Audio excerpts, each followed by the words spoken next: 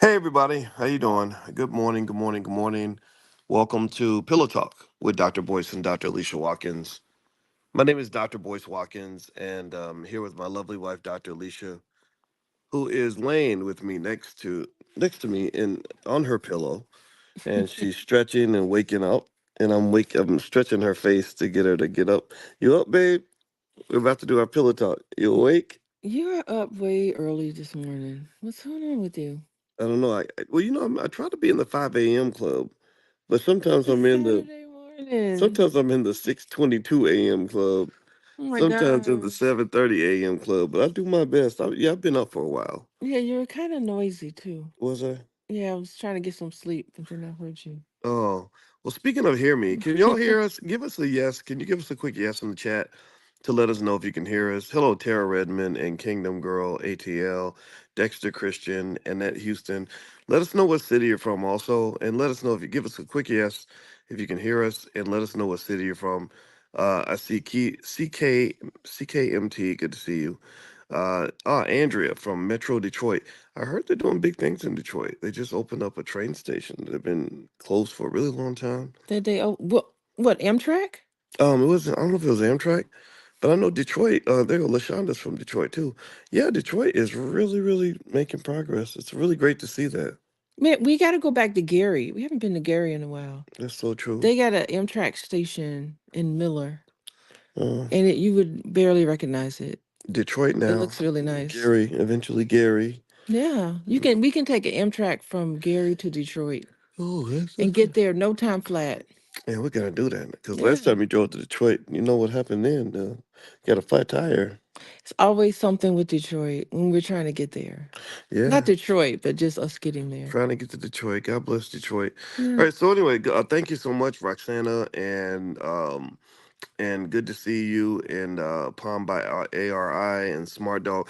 All right. So let's hop into our conversation. You know, I was thinking about this morning, babe. Okay, what is our conversation? Because you had a bunch of You don't different even know what the topics. topic is. Yeah. You know what I No, was thinking about? I'm, you gave me I'm gonna like give three, you a four hint. topics. I'm gonna give you a hint. You know what I was thinking about? What? Take that. Take that. Take that. What are Diddy. you talking about? Oh, Diddy. You don't know? Take that. Take that. Take that. no. Oh What yeah. is that? Is that a song? I think that's like a phrase that he would use. He always did stuff for attention. Yeah. So anyway, so Howard University, give me a yes if you ever heard Oh, about that's what this. we're talking about. Yeah, Okay. Howard University recently just completely cut ties with Diddy after the whole controversy with Cassie, his former girlfriend, and a lot of y'all know about that video that was put on CNN. And after that, cancel culture is in full effect. And so, one thing Howard did, and I'm gonna lay out the framework in terms of what's going on with this. They basically said, we're taking away your honorary degree. Now, one report I saw said that Diddy gave it back. The other report I saw said they took it back. The Board of Trustees voted on this. And then they said, we want to give back your donation. We don't even want your donation. I don't know if it Your was a big. money's no good here. Yeah, yeah. So, Okay. so I think that's kind of the standard protocol. I think I remember with Cosby, similar things happened. With Cosby, his relationships with a lot of HBCUs were fractured with the allegations and things like that. So anyway, I just thought that was really interesting. Not because I want to criticize or blame anybody. I don't blame them for not wanting to be affiliated with Diddy. But you know what I thought about Yeah, tell me was what I you. went back into history. I did a little Black history research because Hmm. here's the thing: in the internet, we stay caught in the moment. We always stay caught in the moment, but we don't really look back and say, "Well, what were we doing? How did we feel about this very same topic 10 years ago?" Right. So with Diddy, it's like, okay, we all know we're all caught in the moment with Diddy, and Howard University is like, okay, we don't want any affiliation with this guy. But then I started thinking about the fact that Diddy's been deeply connected with Howard for 30 years. He went to school there. Yeah, Yeah. yeah, he's gone there. From what I understand, he would do parties and concerts, and they really, really loved their connection with him. They seemed to really embrace it. In fact, how many of y'all knew? Give me a yes or no. Did y'all know that Diddy was the commencement speaker in 2014? Did you know that? That makes sense that he'd be the commencement speaker. Why does it make sense? Because he's successful. He's a winner. But he didn't He's graduate. got something to He didn't say. even graduate from Howard. Yeah, but that's why you get an honorary degree. But he ain't graduate. Yeah, but he left to pursue his dream, and he became very famous and popular, and he deserved to be the commencement speaker. Are you saying that he should never have been the commencement speaker? Let me refrain from. Do we have a copy of said speech? Do we know what he talked about? We don't. We He's don't. got pearls Well, of wisdom. let me share a video real quick. I'm gonna share a Okay. little video that I found where goes back to 2014 in the moment when it happened. And back then, a lot of Howard University students basically said, "Why is this guy our commencement speaker? He ain't even graduate. We don't want to hear a commencement speaker who's going to tell us that college is worthless, that our degrees are not necessary." Wait, is So that what he said he though? didn't say that, but Oh. that's kind of the implicit symbolism, perhaps. But anyway, let me play the video. Give me a yes as I play the video. Let me know if y'all can hear it. I want to make sure the audio comes through okay. Give me a yes. Once I play this, if you could please give me a yes. And also hit the thumbs up button if you haven't done it yet. Thumbs up, share, subscribe. Here we go. Brewing over the commencement speaker at a D.C. university. Howard University announced that the music mogul Sean P. Diddy Combs will deliver the graduation address in May. But tonight there's backlash from students who say that since Diddy was a dropout, he didn't graduate there. They say therefore he doesn't deserve the honor. Tom Rousey spoke with students tonight. He's live on campus with what they had to say. Tom, what'd you hear? Well, and Leon, behind me here, they are already starting to set up the risers for next month's graduation. Past speakers here at Howard have included Bill and Hillary Clinton, Colin Powell, Oprah Winfrey, a lot of very notable people. Some folks here don't think Diddy belongs on that list, but others are just as adamant he's a great choice. Definitely on Twitter, there are people who are feeling strongly on both sides. A lot of people are upset. In person and on the internet, the choice of Sean Combs, also known as Puff Daddy and Diddy, has been controversial since the moment it was announced. What we've been told is he didn't graduate from Howard University. Diddy did go to Howard for a time in the late 80s, but he dropped out. Some are asking, why have someone who can really only tell you that a degree is worthless speak at graduation? I'm not necessarily sure that I'm too thrilled about him being our commencement speaker because I'm not sure what he's going to tell me. There's no doubt Sean Combs has been successful as a musician and a producer and an entrepreneur. Some say that's why they have no problem with him speaking and getting an honorary doctorate. Though he may not have gotten his degree from this university, he still worked hard to become a very successful person. I feel that he upholds our principles. I'm a computer science major, so there's a lot of people in my field who didn't graduate that are making billions upon billions of dollars. Mark Zuckerberg, Bill Gates, they go on to do great things, but it seems like there's some negative stereotypes. I don't know why they're being perpetuated at Diddy, maybe because of his color. Sean Combs has also given a lot of money in support of Howard University. He is expected to speak at the ceremonies, which will be held on May 10th. All right, all right. I assume you all were able to hear that. Okay, I saw some yeses come through. Thank you so much, Justin and Rodney and Roxana and Michelle Morgan. I appreciate it. What do you think about that, babe? No, I like that. I like that the college students were using their critical thinking skills. I love the range of diverse ideas. I think that's beautiful. Mhm. I hear you. I I agree. like it. It was nice to hear them share their point of view, right? Mm-hmm. I'm gonna be a little bit of the angry black man for a minute. Oh, Boyce, you're gonna hate it, aren't you? I'm not gonna hate it. Okay, I'm gonna what? hate on it. Oh, There's a difference. yes. There's a difference in hating something and hating on something. I'm about to hate on this. Let me tell you why I hate on this. Okay, what's It's wrong? not because Diddy didn't have a degree. I'm not saying that, because the guy made a good point. You have Mark Zuckerberg, Bill Gates, white boys who didn't graduate, who can really teach a lot of lessons. A lot of people who never went to college can give you really tremendous perspective on all the things besides your piece of paper that will help you succeed. But here's one of the beefs I have with Howard, who's now backpedaling.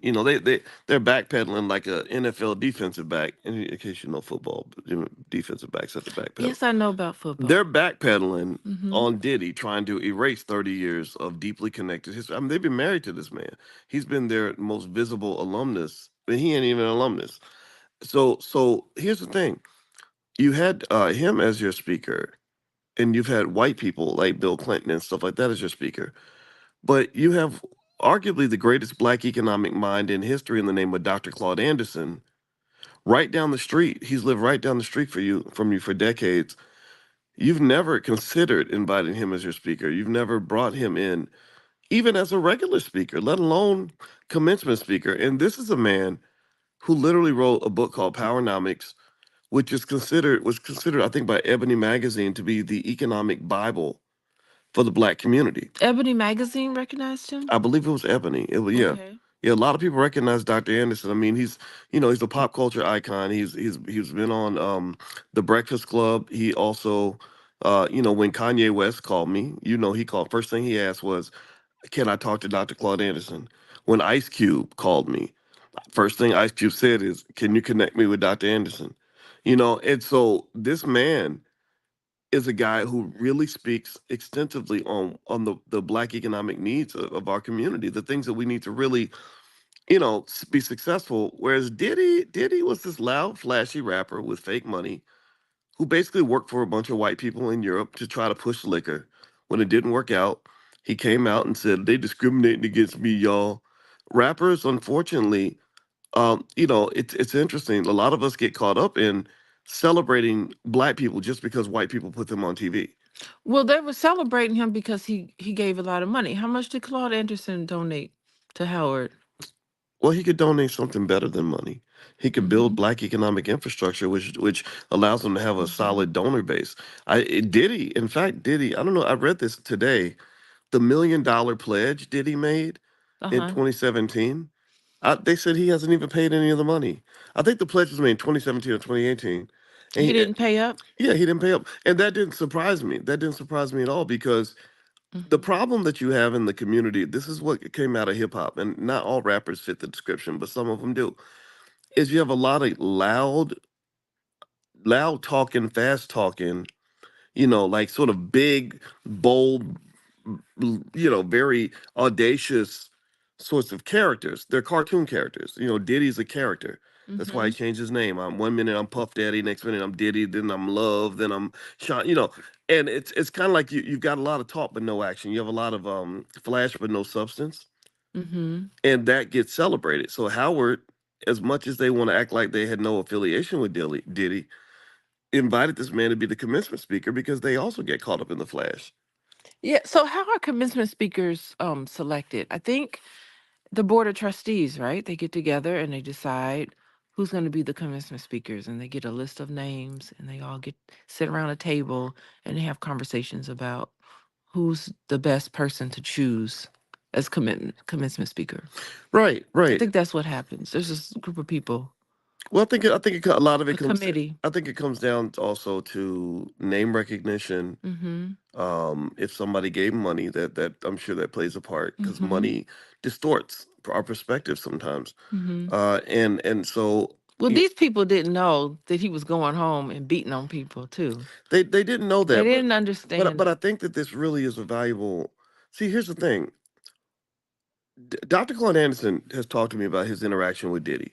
Diddy, like many other artists, What do you say? expressed tremendous love for Powernomics. Like he went to meet Diddy at his office, Mm-hmm. and one thing Dr. Anderson mentioned to me, and I hope he doesn't mind me saying this, but he said, "Yeah, he made a lot of promises. He did exactly what he did at Howard. He did a lot of talking about what he was going to do. I'm going to do this, going to do that, and didn't do anything." And Oh. Dr. Anderson repeatedly states, he said, "You and Ice Cube were the only two who actually came through and helped to support our institution." He has an institution, the Harvest Institute, the only one of the few black think tanks in America that focuses solely and specifically on black people. And so, so it's interesting to me um that he had this interaction with Diddy. And I told him, I said, "Yeah, I'm sorry, Dr. Anderson, but a lot of these rappers, they just talk." That's right. So that's the reason why when Kanye West and all these other people tried to reach out to him, that's why Claude Anderson didn't want anything to do with him. Remember? No, Or well, what? it wasn't that he didn't Because want he's it. like, I'm tired of people reaching out to me, wasting my time and making empty promises. Well, I think he was skeptical, Okay. as you should be. I mean, this man is respected all around the globe. Charlemagne the God and Tiffany Haddish were so overwhelmed by Powernomics that they got on a private jet and went down to his house. Mm-hmm. And I talked to Remember Dr. that? I talked to Dr. Anson every week. He's like a father to me. And he said, yeah, yeah, this comedian, this girl came to the house. She was very nice. She's a comedian. And he described her, and I said, I think you're talking about Tiffany Haddish. He said, yeah, she came down with Charlemagne, and we had a nice time. And he said, is she famous? And yeah, and I said, That's so great. yeah, and I said, yeah, she's very famous. I said she's kind of like what Red Fox was back in the day. And then he got it. He said, "Oh." So, Okay.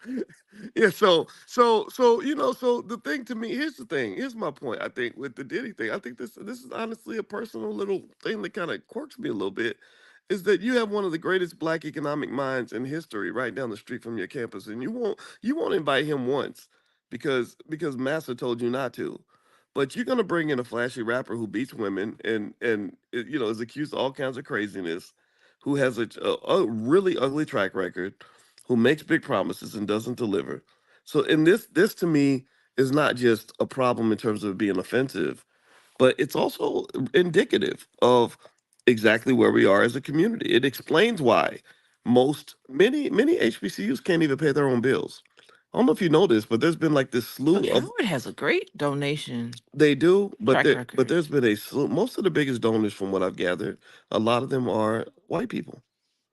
Mackenzie Scott, Jeff Bezos' ex-wife, made massive donations to HBCUs. I I know think that's Spelman beautiful. to the tune. Yeah, I think it's beautiful, but I'm not against that. What you talking about? nothing's wrong with it until something's wrong with it. Okay. Nothing's wrong with, you could take money. Remember, now this is my thing. My doctorate's in money. You can take money, but the problem is that when you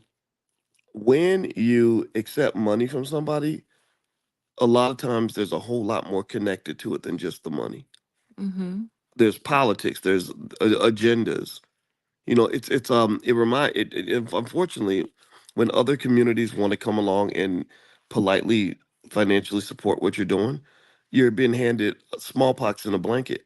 So you think Mackenzie is having strings tied to her money that I she's donating? It that that didn't. I didn't read that that though. I don't know. That I do not know. However, I do know that, like, right now, for example, what's going on with all the DEI programs being killed and all of the university presidents having to resign over what's going on in Israel. Mm-hmm. You don't think that those who support Zionism are not using their economic power Okay. to So force those. them to have certain policies? So I don't know about Mackenzie doing anything like that, or even um, who's the other one? Melinda Gates. I think she's donating a bunch of money too. Hmm. I don't know about them having strings attached, but clearly that what you're talking about is political strings attached to money. Well, the thing about money is Mm-hmm. that you just gotta. Money sometimes can be a Trojan horse. The United States uses their economic power all the time. China does it a lot. Where they'll Mm-hmm. be like, "Yeah, we'll support you. We just want to see you succeed. We just want to help you out." And you're like, "Thank you so much. I appreciate that." And then you form this relationship, and you say, "Our friends in China, this is what African countries are doing. Our friends in China helped us build this railroad. Our friends in China helped us build this factory, right?" But then here's the thing. It's not so much that they hand you the money and say, "Okay, this is what I want." They hand you the money and then get you dependent on the money. The same way a drug dealer gets you hooked on the dope. And right now, I might not need nothing from you, But they're gonna but call in favors later well, it on. means later on that if a situation arises, they calls for you to stand up. I'm the one who could tell you to sit your black ass right back down. Okay, so so you're saying that it leaves a potential for flexing muscles. I mean, this is how universities operate. Like they have to take money from donors. Hmm. They need to be able to provide high quality state of the art technology and educational experiences to students. And I think that's the nature of universities. That's so Like true. they're in this hard position. That's why you have to be strategic about who to put on your board of directors, who you're going to get to lead the university when you have a president. I mean, it's much more political than people think. That's just the nature of the business of higher education, I right? agree, and one thing I'll challenge on that though is, um, I would imagine that a university like Notre Dame that's built on Catholicism is not going to take $100 million donation from an atheist or someone who's anti-Catholic, right? And I'm not saying that these people that are donating money to HBCUs are anti-black. I'm not saying that at all. I'm saying that you have policies in America that are anti-black. You have people, like, for example, let me give you an example. A lot of black. Give me a yes or no if you appreciate Minister Louis Farrakhan? How many of you in here, give me a yes if you, even if you disagree, how many of you, have been inspired or benefited from a Farrakhan speech, or think that, his work in the community, the Nation of Islam's work is a net benefit for the black community? They're very pro family, they're very pro black wealth. They can educate black children at a very high level. I spoke at the Muhammad University of Islam. It's one of the best schools in Chicago. It's literally better than all the Chicago public schools, in my opinion. Those 12-year-olds had questions for me about finance that graduate students ask. All right. So here's the deal. Give me a yes if you agree also that if some university like Howard or Spelman wanted to invite Farrakhan as a speaker, they would probably get pushback from somebody who gave them money. They would get pushback from some person from the Jewish community who It's said, political. I wrote a big check to y'all Negroes, and part of my expectation for this check is that I get to choose who your friends are. I get to choose who you admire. I get to Hmm. choose who your heroes are going to be. And this is where money can become an enslaver.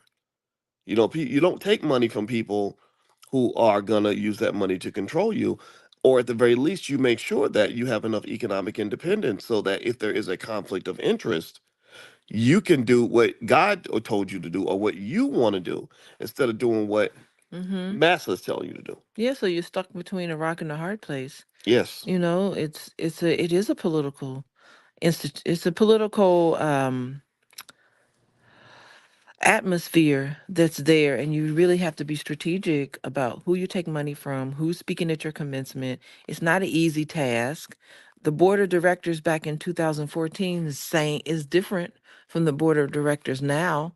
It's not like it's the same people running Howard or the same people running any of these institutions, and you have to change and adjust, and you have to get on board with the times. Yeah, So absolutely. it's just the nature of it. That's just, you're pointing out, um, the realities of these institutions and what they have to face. Yes. All right. Yeah. So, by the way, everybody, in case you just tuned in, you're listening to Pillow Talk with Dr. Boyce and Dr. Alicia Watkins. My name is Dr. Boyce Watkins. I'm a finance professor. My wife is a professor of social work, a full professor of social work, and a licensed therapist. And she also sees clients on an individual and collective basis. So, if you want to learn more about that, you can go to coachingwithdralicia.com.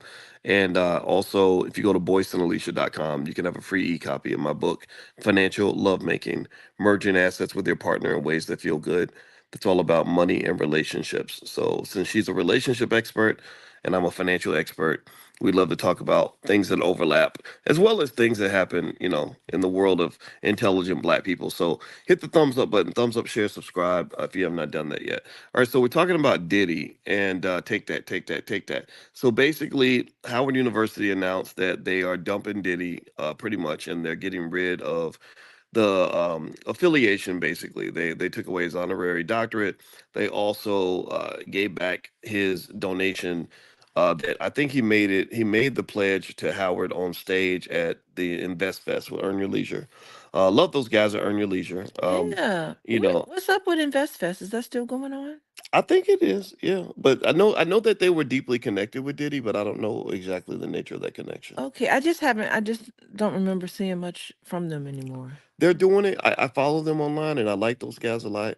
And Let's get a booth. We we should get should. a booth at the InvestFest and I would like to go. just go and you know, Well, I give them a lot of credit, right? They did a great yeah. job of really, fusing financial intelligence with hip hop culture. The downside, though, is that it's very risky because, you get cozied up with some rapper and people don't understand. I've been following rappers like this, like Diddy, for 30 years. And I remember even thinking 25 years ago that if the world ever really starts to critically scrutinize their Okay. behavior, it's going to be messy because a lot of rappers were caught up in a culture where black males in the industry were led to believe you could get away with anything. Okay. You could rape somebody, beat somebody up, get somebody killed, and the whole energy behind some of the music became very violent. Especially even after Tupac. And I kind of just feel like Mhm. it's that's not really who we are. I kind of feel like we are better than that. You know, I feel like with Diddy, not to say he was a dumb guy, he wasn't a dumb guy, but I can tell you this. I remember, you know, when Dr. Anderson and I talked about him meeting Diddy, he didn't seem impressed. He didn't feel like there was substance there. And I said, yeah, there's a lot of flashy stuff, a lot of popping bottles you know, jewelry Hey, and ain't no party like a Diddy party. Isn't that what they say? yeah, yeah, Oh my absolutely. goodness. Yeah, absolutely. No And party like Diddy. Well, you know what? Okay, so let me just I liked his music. He took hits from the 80s and made them really kind of cool. I like that little formula. He had a really good formula coming out with music. So I remember like really enjoying a lot of the things that he put out. But where he lost me, Sean, whatever his name is, where he lost me was when he did Making the Band. oh gosh, that was terrible. I thought he was so just back then in my 20s. I think I was in my 20s back then. And I was like, he is not kind to these Mhm. artists. Mm, I just remember thinking, what does this have to do with creating music? Like, and it was just something about how his arrogance and how he treated people. I don't know if he realized, but it was very off-putting to me. mm. Well, I remember when he made them walk all the way to Brooklyn to get cheesecake or something. Yeah, from juniors or something. I just thought that was cruel. And I didn't understand like what he was doing. And I bet if we look back on it now, we'd be like, ooh, that was kind of brutal to treat people like that. Well, it's one of those things where it's like it'd be different if Diddy had this long string of super successful proteges who Nobody came out. was successful around him. Right, right. So it's kind of like you went through all that crap for nothing. And Who was it? Diddy Kane? Danity Kane? They never had a hit record. yeah, yeah, that was And they were talented people. They were just as talented as anybody today. I remember thinking that at the time, but nothing came of it. Like, how disappointing. mm. Well, you know, Diddy is interesting. I think that one of the things that kept me from really becoming really enamored with this guy as an artist or even as a billionaire was that I just had I don't know, I felt like there wasn't substance there. Like I'd see him get on Twitter and say something for attention. Like Oh. he'd say, we're gonna go buy the Carolina Panthers. And then what happens is everybody hits the like button because they're excited about this so-called black power emerging. And then it doesn't happen. There's no follow through. And honestly, I think about like Diddy and Kevin Hart and even that young guy Kai Cenat, and they kind of all fit this. Who's Kai Cenat?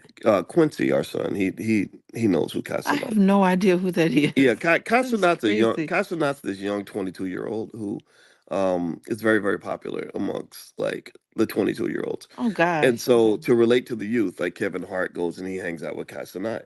And I remember thinking, this is so interesting because it's like this minstrel show tradition amongst black males who are either loud and audacious or very funny.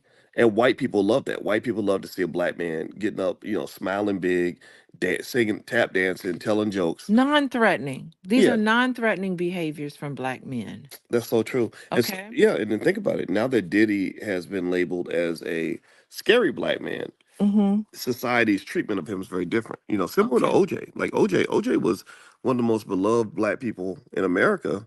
And then when he got accused of killing that white woman, oh, it was over. Oh, he fell off real fast. Heck yeah. Okay, so you're gonna be and I don't think that's I mean, if you listen to Kevin Hart, like he doesn't talk about anything controversial. He is not rocking the boat. I Like mean, Kevin Hart. yeah, Kevin Hart, any of these people, they're not speaking truth to power. That's not their job. It is not what they're here to do. Kevin's a clown. I mean, literally, like literally. I mean, you get up and you make people laugh. That's what clowns do. Like I'm not saying he's not a smart He's man. very witty, He's but very witty, um, but a but black yeah, there's plenty of room for black clowns. Like there will all just laughing really loud. yeah, 150 years there's been space for black people who can make white people laugh. They like to be comfortable. They like to, you know, Hmm. you can go back But 100 years and find that. they sit so comfortable in their position. They're just like, you know what? We'll just leave it to the academics to go out and talk and do what they want to do. But I'm not going to go in that. I'm not touching that. I'm not touching that at all. I'm going to stay in my place in my zone and just make jokes. That's what I do. Well, you know what? What's funny is I don't blame them Uh-huh. for doing that because I mean they have a right to be what they are, right? Okay. What I look at is I look at society and the fact that the clowns society when you talk about people that control media and power and money in America, they'll put the clown out there out front and ignore the scholar. They'll ignore the thinker. Like Dr. Claude Oh, Anderson, absolutely. he's a So man, we're not gonna. I mean, we'll use Puff Daddy for vote or die right? Right, that's right. I as forgot long that. as they're on board Yeah, with that's what right. we're doing. Right. I mean, think Yeah. about this. Like Puffy was a significant political figure. Does Yeah. anybody remember that? Anybody? How many of y'all remember Vote or Die? He was the number one black leader for the Democratic Party Yeah. at a certain time when it came to getting black people to vote. And it worked. Right, and I they mean, did. he really got black people out to Yeah, so vote. so they'd rather Hmm. talk to the loud guy with who's popping bottles than to talk to the serious scholar who's going Hmm. to have meaningful issues. And what I want people to kind of understand is like this is why you don't see any progress. This is intentional. No Th- progress. yeah, this is why black people haven't black wealth is going down. This is why Howard University and most black institutions can't even pay their own bills because they need these people from other communities to come in Hmm. and give them the resources that are required for them to survive. They're not producing enough business owners. They're not producing enough entrepreneurs. They're not producing enough people that are going to build a capital base required to come back 10, 20 years later and make that $100 million donation that you need to build that football stadium. Hmm. So whereas on the white side of the fence, I see a greater celebration. If you look at the most famous black men in America, they tend to be rappers and athletes and comedians. If you look at the most famous white people in America, you see Elon Musk, who's building rocket ships to go to Mars. You see Mark Zuckerberg, who controls, a $500 billion social media platform. You see thinkers, on that side of the fence. You see just so many Jeff people that Bezos. yeah, Hmm. the Jeff Bezoses, who was a Hmm. math science genius, who went on to create a company that probably makes $100 million a day, Hmm. right? So if you were to produce as many Jeff Bezoses as you produced Diddy's, then you could fund your own institutions. But people like Diddy, that's not there's you need to build a community on substance. Diddy's a lot of things, but he's not substance. He's flash. He's loud. He's music. He's parties, popping bottles.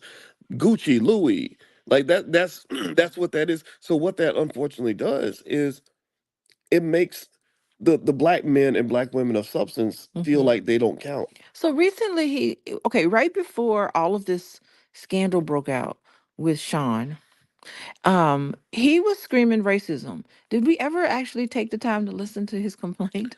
I What did. did he say? What was his perspective on that? Like, okay, yeah, it's racism, but tell us what happened. Do we know what happened? Yeah. Well, here's what I my spidey senses told me. I read up on his situation. He had that whole relationship with that vodka company. So I guess it was Ciroc. And here's another thing that people have And to that say. company, by the way, that company is like 10 minutes from our house. Is it? It's not that far from I here. thought they were in England. No, they have a big distribution here. Okay, I I didn't have know. to show I have to show it to you. That's crazy. Yeah, it's not far from here. Yeah, yeah. Hmm.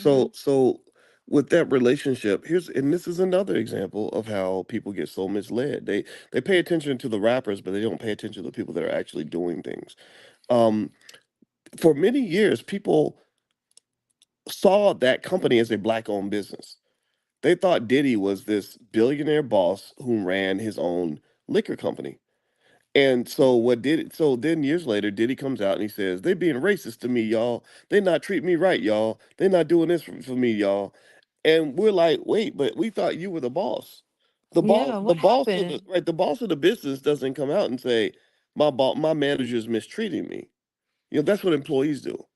So what I found when I did the research was basically You didn't wait, you didn't do the I research. You did. read an article on it. I That's read not no, I research, read no by the well way. I read several articles on it, and Okay, just it's say that's what you it was did. light research. I didn't interview anybody. I didn't go Okay. visit the factory, Yeah, but I so did read. I read some you read I read something. some things in the Wall Okay. Street Journal, stuff like that. That's research. That's not the research you and I did to write Yeah. research But papers. that's We just know weird this. to say I did the research. You Well, read articles. Okay, tell us what you found. there's levels to it. It's like drinking water. You could drink a Which is drop or odd to you could me. drink a gallon. gallon. So anyway, so Hmm.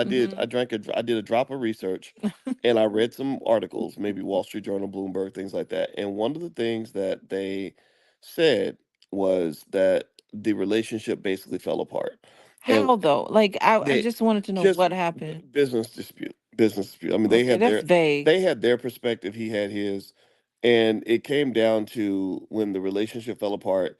Diddy went public and said they're being racist toward me, and that's, I guess, when a lawsuit was filed, stuff like that. Okay, so And we don't know what happened. well, we don't. Well, nobody knows. I mean, Okay. they like I do know that when the media wrote it, and I don't really trust the media to be honest all the time, especially when they talk about black men, is that there was a perception that he was very arrogant in terms of how he dealt with them, and he'd make, they come see him, and he'd make them wait for 3 or 4 hours while he was in the pool, just stuff like that. Oh, like the Kanye West complaint Yeah, but about that how they were just being kind of difficult to work with.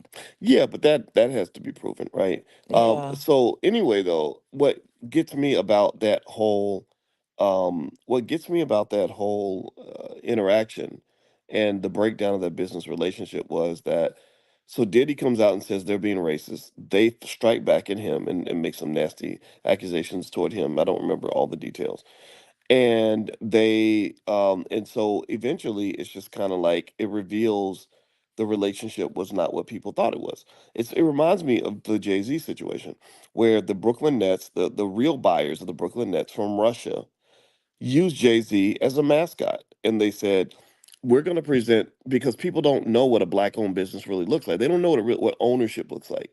They think flashy on the billboard, the person on the stage controls everything. So they said, we're going to put Jay-Z on a billboard in Times Square, present him as the owner of the Brooklyn Nets. People are going to believe that he owns the team, so they're not going to protest our purchase of the team. And it worked like a charm. Mhm. So with Diddy again, you know, So they use black people as a catalyst to kind of push their product. we use as mascots. Okay. They're mascots. Yeah, you have the clown as the mascot. He's the loud one. He's the one you put out front. And unfortunately, the black And man then when they is, get kind of out of control, it's just like they can chew you up and spit you out and then go find somebody else. That's what the system does. It's a very vicious system. well, what it does is if you don't know the difference between fake power and real power, Hmm. they're going to remind you of that, And right? then So, it's almost like an illusion of inclusion and mhm. power. It's like he really felt like he could flex his muscles and get somewhere. And then he was quickly reminded, we can just get another rapper. We can get, who's the new person that you mentioned, that the 20-year-olds?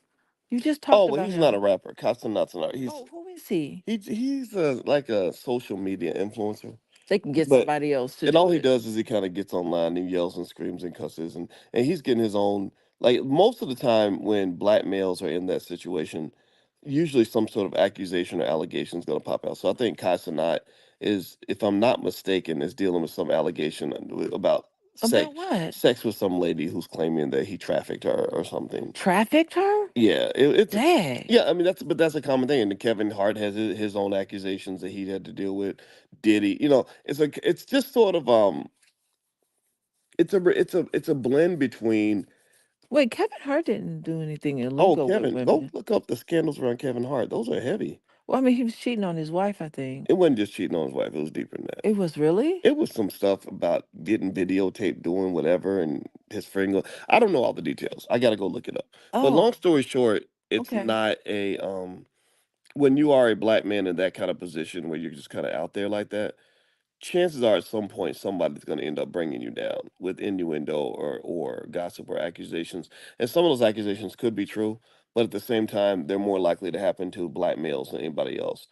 And so ultimately, with Diddy and Howard, um, I personally could have gone back 12 years ago and told Howard, why are you so deeply connected with this guy when there are people in the community who really have something to contribute to the status of black people, and you're ignoring those individuals because they're too radical for the white people who give you money. There's Hmm. nothing about Dr. Claude Anderson. I've known Dr. Anderson for years. He's a very nice man. All he does is he puts all his energy into black folks. All he does is he talks about ways to build infrastructure for black folks. If he'd had the money Diddy had, we'd Mhm. have black schools everywhere. We'd have factories. We'd have jobs, 100,000 extra jobs. Mhm. Whereas Diddy is going to go to the party and buy a bunch of expensive liquor and pour it out on the floor and then dance on it. And somehow we've been trained to look up to the singing dancing Negro over the man who's actually sitting and thinking and strategizing on Mhm. ways to improve our condition, which again goes back to why our institutions like Howard and Spelman have to depend on white people to pay a lot of their bills. Mhm. And that's very dangerous because when the rubber really meets the road, um, white paternalism is kind of a real thing. Like even our friends, they think that they're helping us by forcing us to be more like them. They think, or when they come in and they say, we really like black people, we're going to give you lots of jobs. You don't understand what that's doing is that's putting a ceiling on your economic potential. The most you'll ever be is a white man's employee who's saddled with so much student loan debt that you can't ever quit that job. So most black college graduates never build any wealth. Did y'all know Mhm. that? How many of y'all know that most black college graduates don't build They wealth? can't build wealth Well, because they because owe so much in student loans. yeah, Yeah. the student loan debt Mhm. services more than half of all more than half of all black wealth goes towards servicing student loans. So you come out of school and you're saddled with all this debt, and then you go get this little job making 60, 70,000 a year if you're lucky. Mhm. And you never get out of debt. And then on top of that, you're being introduced to this very loud, flashy, obnoxious, financially obnoxious culture that comes from the rappers. Mhm. And so you think you got to dress the Immediate part. gratification, spending my money on materialism instead of investing, right? Yeah, all Mhm. flash, no substance. Right. Yeah. So with Howard, I would just generally say, um, as much as they want to separate themselves from Diddy, I think it's interesting to look at the track record and say, why? Like if you tell me, let me turn this What off. time is it? It's almost Oh, time for us to be okay. done. Yeah. If you tell me, can y'all hear me? Let me know if you guys can hear me. By the way, because a lot of times when my alarm goes off, it turns off No more it, sound. it mutes us there. Let me see. Can you all hear us? Let us know if you can hear us. Give us a quick yes, you can hear us. Okay. And actually, I should mention to you all that you're listening to Pillow Talk with Dr. Boyce and Dr. Alicia Watkins. My name is Dr. Boyce Watkins. This is my wife, Dr. Alicia Watkins. Dr. Alicia is a licensed therapist and a full professor of social work. I am a finance professor, and so we like to lay against our pillows. We're literally laying in the bed right now. This is when we do most of our pillow talks. We're literally against the pillow and talk about issues in the black community in a way that elevates the conversation. We like to encourage you to be smart. And also, just a reminder, don't forget that the All Black National Convention is happening October 20th through the 25th through the 27th in Lombard, Illinois, right outside of Chicago. And so I hope you all will consider joining us. It's an amazing, amazing event. It's 100% black owned, and it's the largest gathering on earth of intelligent black people. And this is something that I created in 2015, and we are in year 9. And what we do is we gather smart people, people that care about the community, husbands, fathers, mothers, uh, daughters, wives, teachers, etc. And we solve problems. We work on our issues. We build wealth. We build our families. We build our communities. That's what we believe in. So if you'd like to learn more, just visit allblacknationalconvention.com. That's allblacknationalconvention.com. And also, Dr. Alicia is a licensed therapist and a full professor of social work. You can learn more about what she does by visiting coachingwithdralicia.com. That's coachingwithdralicia.com. Okay, so hit the thumbs up button, thumbs up, share, subscribe. So, what I want to do really quickly, one more time, is I want to play this video um, of Howard and or the controversy that occurred, right? So, before Diddy was seen on video beating the hell out of Cassie, there was it was a little bit like the R. Kelly thing, where for many, many years people knew certain things, but because their voices weren't listened to, nobody paid attention. There were Mhm. lots of people who kind of knew some stuff was up with Diddy. I mean, if you know the history, you can go all the way back to when Pac got killed. And give me a yes if y'all remember this. Even when Pac got killed, people were looking over at Diddy like, where were you on the evening of blah blah blah blah blah? And who did you talk to? And and there were people running around for decades saying, yeah, Diddy offered money to, and all of a sudden. So it's not like Howard didn't had the ability to know that they were associating with a problematic individual, we just ignore it because it's like, well, if white people think he's okay, and if he's on Mhm. TV and he's the popular guy, then we can look past that. Well, there was no it was all kind of rumored. There was never any concrete evidence. I mean, I'm certain if that recording was released at the time that it was created, I'm certain that there would be some issues then, but we just didn't know about it. I don't know why people sat on it, for so long, or why, just now it's being released. I don't know. I question the timing of it, but I mean, people didn't know. You can't just, um, I don't know, you can't just cancel somebody based on the rumor at the same time, Mhm. you Well, I know? wouldn't say cancel. I would just say be thoughtful about who you're connecting with.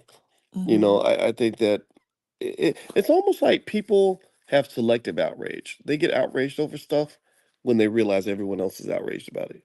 But if nobody else is outraged about it, then nobody says. For example, no one's outraged about the fact that Joe Biden sent millions of black men to prison and destroyed millions of black families through his incarceration policies, where he advocated for another 100,000 cops to be on the street just so they could lock up black people in the three strikes laws, where Hmm. many millions of black families are still suffering from that. Like there's still hundreds of thousands of people still locked up Hmm. by those policies. Nobody's outraged about it, right? I seem radical by bringing it up.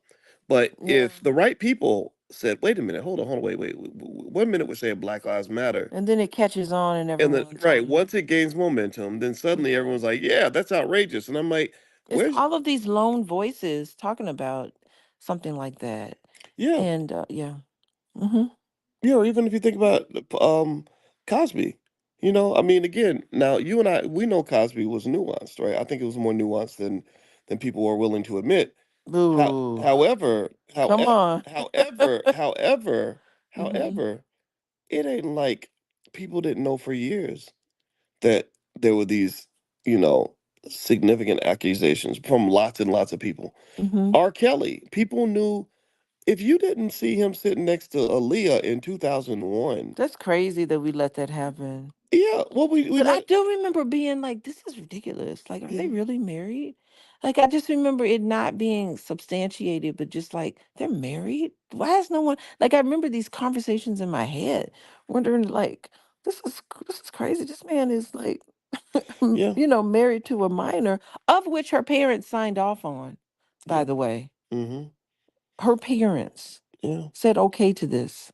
yeah. Well, there's it's a Wait, mindset, right? Like maybe they they felt like, okay, our daughter likes him anyway. She's gonna sneak and do this, and also he's gonna help her be famous. So whatever, right? I'm not saying it's okay. oh my I God. wouldn't do that. I wouldn't do that. That's But you know what's crazy. crazy is that there's a bunch of places around the world where if a man wants to go marry a 17-year-old, her family will be happy She to, wasn't 17. She was or what, 16. 13, Well, 14? I She think she was a was 15. I child. think she was She's 15. a little child. 15. I mean, that is child age. No. I mean, I don't Come understand. on. I don't He's understand 30. it. He was what, 30 I don't something at get the it. time? I don't get it, but I'm willing to bet you that if you go through and look at how many thousands and thousands of times families have wanted their young daughter to marry a rich man, the numbers I'm sure are countless, right? And so maybe that's their mindset. I don't think it's okay. I wouldn't do it, but it's kind of crazy, right? So, but here's the interesting thing: most black people didn't care either, because if they cared, they would have I done did something about it. care. And I They, didn't do anything about it. but people, right? Exactly. Yeah, Because people. I myself was what, 19, 20 years old Yeah, well, when when this was things came happening. to a head was when R. Kelly was on that tape, and that was when Oh, it when he was, was peeing on that little girl? yeah, yeah, Yeah. and that to me was like, okay, so this is the evidence. This is the smoking gun, just like Diddy beating up Cassie on tape. This is the smoking gun, and let me tell you, I watched that whole situation very carefully. So here's what I noticed. Number one, when R. Kelly went on to BET, BET stood by him very, very deeply. They were very close to R. Kelly. Why? Well, I think they had a business relationship. Again, it's money. So they had him on BET to help clear the air. And all R. Kelly kept saying in the interview was, "Focus, just focus on my music. Just focus on my music." And I know why, because he knows that if you just focus on his music and his talent and the fact that he's popular and sexy or whatever you think he is, that people are just going to ignore it. Because remember, R. Kelly had a lot of friends. Diddy had a lot of friends. And what's funny is we isolate one person and don't act like they didn't have 50 friends doing the same thing, right? So it's kind of like a ridiculous sort of it's kind of a ridiculous circus in a way. Hmm. And so I remember when I was at Jesse Jackson's event in 2004 ish, and I went to the bathroom. I was standing next to this guy who was a program director at WGCI, I believe, on one of the major radio stations in Chicago. Hmm. And I said, "Are y'all going to keep not playing R. Kelly music?" And he said, "No." He said, "We're going to start playing it because he's so talented." And that's it. And because at first they had stopped playing it for like about, two, Hmm. 3 weeks. And then he was like, "No, but he's talented." And that's what happens. That's what people do. So And they didn't care about him taking advantage of those black girls I don't think they in do. Chicago? I don't think that they cared until they were forced to care. I don't. Mm. I think that people care when they feel like, oh, okay, I can't just let this slide. Like I think Howard, if you went back 10 years, I think Howard, people at Howard knew the complications that came with a close affiliation with Diddy, but they felt the good outweighed the bad. It's not like people have the courage to define their own ethical code that's independent of what They other just people think. go along. They're not thinking. They just go along with whatever media tells them. People go along with whatever's popular, and Hmm. that's the reality. Studies show that 70% of all Hmm. people follow the crowd, even if the crowd is wrong. Yeah, and so if you're the kind of person that upsets the apple cart, then you get labeled as difficult, and nobody wants to deal with you, even though Mm. you're the one like calling out things that are legitimately like wrong. Yeah, yeah. Hmm. And I mean, generally speaking, and I think about Dr. Claude Anderson when I think about this. Hmm. If you're a person that presents independent ideas that are radically different from what people think, you Hmm. need to have your own independent economic base to support you in those situations. Hmm. You're not going to get a lot of institutional support, and it's very unfortunate. So I think that the lack of economic connection that Black institutions have with the Black community Right. is what drives their inability to really pursue meaningful change. Because if you are economically independent, you can say, "Yeah, I know that it's popular to go this way, but we're going to make the unpopular choice." And really, that's what. To drive the culture. Right, to yeah, Hmm. instead of being a product of my environment, I believe that my environment can be a product of me. And that takes a lot of courage to do. Most people can't do that. Most people just go along with whatever everybody else is doing and what everybody else thinks is cool. Hmm. And I don't think that's how progress gets made. So people are, I guess we want to say people are strategic. Hmm. They're strategic about what, okay, so we got this issue going on, but we do have the money coming in, but we have popular opinion thinking this way. So I think people just sit in this room and just kind of strategize on how we're going to proceed. Yeah, people want to know which way the wind is blowing. Yeah. They don't want Yeah, to be the one to be a cavalier.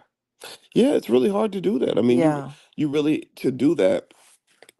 I mean, to really pursue this thing, I mean, Black people, we talk all day about freedom and everything else. Hmm. And I don't think a lot of us even know what freedom really looks like. Freedom requires courage and sacrifice. Freedom requires Oh, yeah. being ostracized, being beat up a little bit. And most people can't take that. I mean, that's what marriage requires that. What marriage, Marriage requires sacrifice. it does. You can't Absolutely. just think about yourself. You have to think about your family. For sure. Yeah. That's this institution. Yeah. It's discipline and commitment. And Discipline and commitment. until Yeah. we breed, until we create discipline It's committed grown up institutions behavior. that create discipline committed Hmm. graduates, we will never have a community that's really got the freedom we deserve. I mean, Hmm. I kind of feel like I love Howard. I think it's a great school in a lot of ways. But when it comes to really navigating the kind of change that's going to really radically transform the outcomes for the Black community, it's not going to come from an HBCU. Because they can't even pay their own bills. A man who can't pay his own bills can never truly be a man. An Hmm. institution that can't pay its own bills can never truly transform society. Hmm. You're gonna pretty You're much, always beholden to something. yeah. Pinocchio will never be a real boy, and a lot of times, and this is I think what happens with Diddy and a lot of rappers in general is, they are. controlled by the industry and the people that pay the bills. And then Mhm. they start to believe their own hype. They start to, when they go out and call themselves bosses and kings and all that, and then they start to behave that way and start to go in their own independent direction. Then they get sort of reminded. Yeah, but he wasn't acting like a grown up. Like there's nothing mature about him. Yeah. It's the maturity. I think the problem that I have, just as I'm thinking about how marriage takes commitment and you have to grow up. It is a growth process Mm, to be married. You can't act as a child thinking about yourself. true. And I think that this immature behavior is what's really part of the reason why black men and women aren't getting together and getting married. They're so Mm, absorbed into their own thing that they can't even think past themselves onto another person. that's true. And I mean, where's the growth in that? Just thinking about you, Mm. another person that you could make that commitment to and foster love and affection with.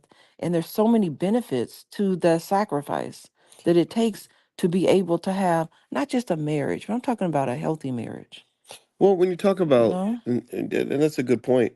And when you talk about institutions, Howard's an institution, and marriage is an institution, family is an Yes. institution. And so, with the weakening of our educational institutions, and they're getting more money, but I don't think that they're stronger in terms of really pursuing um, what the black community needs, because that's why we're last in almost every category of quality of life. We're last in economics, we're Everything. last in wealth, we're last in income, we're last Health. in health, in Yes. education, in family, our families. So as our even as our HBCUs are not as effective as they could be, our families are Mm-hmm. another institution that's been And significantly weakened. and And guess what we're number one in? We're number one in childishness. yeah, We're yeah. number one in making people laugh. Number one in playing games. Well, look at who you're looking up to. Yeah. Look, I mean, think about this. If Diddy is your commencement speaker, then what you're doing, remember, What was the list Diddy, of names they considered that year that they picked I him? don't know, but think about it. Diddy is the Black Peter Pan. Diddy is the man Yeah. who never grew up. He didn't make a Diddy, commitment to no woman. yeah, well, not even commitment to a woman, but pay That's what I'm attention talking now. about. But pay attention, follow me on this. Diddy was doing the same dances that he did when he was 25 years old. He still Diddy does them now? Diddy has been doing the same thing, the same flashy, dancing, smiling, happy, partying, liquor bottle toting nonsense that he did in 1997. You It's could so old. There's pictures of him next to Biggie in the 90s doing the same stuff that he's doing in The yacht 2024. parties, Yeah. all of So that. Like, so that's old. Like, grow up. right, so how can a community prosper? How can a community build strong institutions and strong families when the men you admire the most, Are childish. boom, Yeah. boom, they never grew up. Just playing games. Yeah. Nothing And serious. and this is white supremacy, and this is what I hope people will hear me on. This is Malcolm X talked about this. Yeah. Malcolm X, I heard an interview with Malcolm X's bodyguard, and he said he started crying when he talked about Malcolm X getting killed. And he said, "Why are you crying?" The interviewer did. And the bodyguard said, "Because Malcolm made us feel like men." He Yeah. said, "America wants the black man to remain a little boy." It's arrested development. Yes. That's what it is. And here's the deal. Here's what people got to understand. Little boys are not the ones who build strong families. No. Little boys don't have the discipline to build factories and schools and institutions. Little boys are not developed enough to build economic infrastructure that can sustain a community. Little boys are not going to show up on the battlefield ready to fight and defend your freedom. So Mm-hmm. if you want to know why black people aren't free, if you want to know why hardly any rapper has ever built any factories, any schools, any hospitals or anything, it's Mm-hmm. because hip hop culture controlled by other people, their money, this is money. I'm a money expert. This is where I step Yeah. in. Their money has basically been shaped to keep the black man as a little boy. And what's been pushed as culturally appropriate in the hip hop community is really just a lot of psychological pain, Mm, a lot of mental health issues, yeah. like everything destructive and awful that can be related to not a child. So if a child behaves in this way, you don't get mad at them because that's what children do. But when adults behave in this childish manner, that's mental health problems. Mm, Severe mental health problems. It's almost like, because you can diagnose, not that I'm diagnosing individuals, but you can diagnose an institution. An institution can be schizophrenic. An institution can be childish. An institution can be narcissistic, believe it or not. mm, And that's what's been pushed in our culture. And that's the reason why none of us can come together and do anything, mm. What? because it's a madhouse. Mm, There's what? no adult behavior. There's no grown up behavior. There's Mm, no talking to anybody. There's no communication skills. There's none of the qualities that makes an adult an adult. It's just childish behavior. And that's why no, we're not getting anywhere. boom. There we go. I think you said it all right there. So what I'm gonna do on that note is go ahead and finish this up for today. But Yeah, I because think, you got stuff to do, right? yeah, well, you know what we're doing every morning at 10 a.m. Eastern. I have a free class in the Black Business School called Economic Elevation, and basically in this Economic Elevation, it's a financial consciousness training that helps you to understand money in ways that you were never taught in school. It's 100% free to the community. You guys know my PhDs in finance, so I'd love to help you. If you'd like to be invited, just text the word morning to 87948. Text morning to 87948, and I'll send you an invitation to Money in the Morning. And we do this every morning, 7 days a week. And it's better than any financial class you ever took in college. And we're not going to put you $100,000 in debt. It's totally free. So just text morning to 87948. Also for Dr. Alicia, she also offers lots of free resources. She's done some great research on a lot of different areas, and has a whole workbook on things like financial anxiety. She's really, really good with helping to have healthy relationships, which is critical for building solid institutions in our community. And again, she's a full professor in her field. And I want to give just a shout out to all the Black women that are achieving at a high level. Very few professors, very few PhDs become full professors. So anyway, if you'd like to get free resources from Dr. Alicia, just text the word love to 87948. So if you text love to 87948, she can send you some information. And also, I'll give you guys her website really quick if you want to take a look. Maybe you're looking for a good therapist or something like that. I don't know how much space you have for clients, but you can feel free to go check it out at coachingwithdralicia.com. That's coachingwithdralicia.com. All right. So thank you guys for hanging out with us with Pillow Talk. If you let's see, Joyce says my phone won't work that out. Okay, well, you know what? Another way to get invited to the morning financial class, Joyce, is go to drboyceelevate.com. That's drboyceelevate.com, and I can send you an invitation that way also. All right, so thank you guys for hanging out with us. It was great to see you. Don't forget, Pillow Talk is also on Spotify. And so, if you look up my name, Boyce Watkins, on Spotify, you'll find my podcast, The Dr. Boyce Breakdown, and I put all the Pillow Talk episodes there. And so make sure you stay connected so that we can let you guys know when we go live. We do this. We were doing this about once a week, and then When do we do? then we kind of fell off.